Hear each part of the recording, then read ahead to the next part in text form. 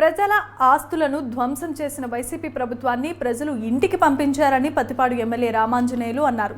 అరాచక ప్రభుత్వాన్ని ఓటు అనే ఆయుధంతో ఓటమి పాలు చేశారని, ప్రజలకు ఇచ్చిన హామీలన్నీ నెరవేరుస్తామని ఆయన చెప్పుకొచ్చారు. రాజధాని విషయంలో జగన్ ప్రజలను మోసం చేశారని ఆయన మండిపడ్డారు. తనను గెలిపించిన వారందరికీ రామాంజనేయులు కృతజ్ఞతలు తెలిపారు. 15 ఓట్ల మెజార్టీతో ఇంకా 3 బూతులకు సంబంధించినటువంటి కౌంటింగ్ కొన్ని సాంకేతిక కారణాల వల్ల నిలిపివేసినప్పటికీ అత్యధిక మెజార్టీ ఇచ్చినటువంటి పత్తిపాడు నియోజకవర్గ ఓటర్ మహాశయులందరికీ కూడా పేరు పేరున మా ప్రత్యేకమైనటువంటి నమస్కారాలు, హృదయపూర్వకమైనటువంటి కృతజ్ఞతలు తెలియజేస్తున్నాము. మరి ముఖ్యంగా ఈరోజు జరిగినటువంటి ఎన్నికల సరళి తెలుగుదేశానికి, బీజేపీకి, జనసేన కూటమికి అత్యధిక మెజార్టీ స్థానాలు ఇవ్వడం మనం గమనించినట్లయితే, ప్రజాస్వామ్యంలో ప్రజలు ఎన్నుకున్నటువంటి ప్రభుత్వాలు ఉంటాయి.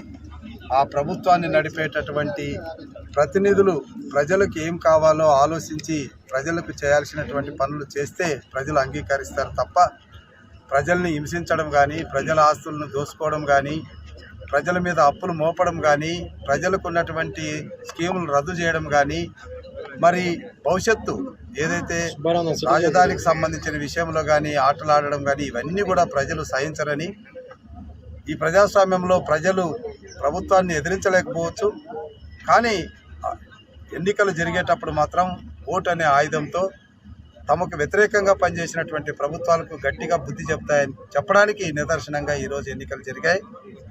అదేవిధంగా ఈ ఎన్నికల్లో విజయం సాధించినటువంటి తెలుగుదేశం, జనసేన, బీజేపీ కూటమి ప్రజలు ఏదైతే అత్యంత విశ్వాసంతో మమ్మల్ని గెలిపించారో వారికి సేవ చేసేటటువంటి అవకాశం ఈ 5 సంవత్సరాలు నిరంతరం కృషి చేస్తామని మనం చేసుకుంటాం. అంటే 42,015